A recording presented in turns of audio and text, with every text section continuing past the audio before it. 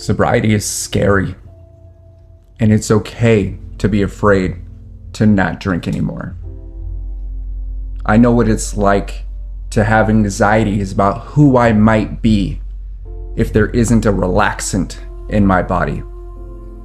I know what it's like to live in anxiety and detriment in what I might say unless I was relaxed with a drink.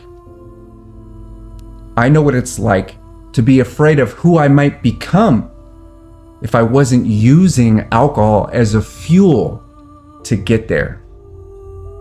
I'm an ex-alcoholic.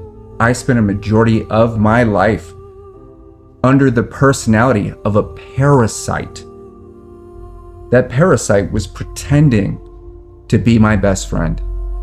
It was there for me when I was at my lowest. It was hugging me when I was doing my best.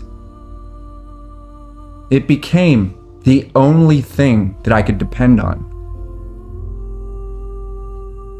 And when I started my recovery journey, I was afraid that I didn't have what it takes.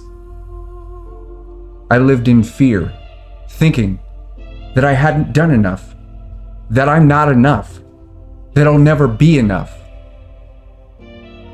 But in my recovery process, I realized that I'm allowed to change my perspectives.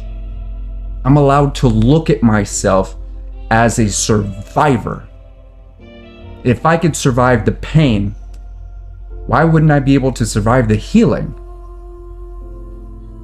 So if you're afraid or unsure, or there's anxieties around who you may become if you're not under the influence of a literal neurotoxin and gasoline. I'm an ex-alcoholic liver failure survivor. I know exactly what that feels like. And thankfully, I know exactly how to shift you out of that perspective. So don't be afraid to check my page for more details on how I'd love to help.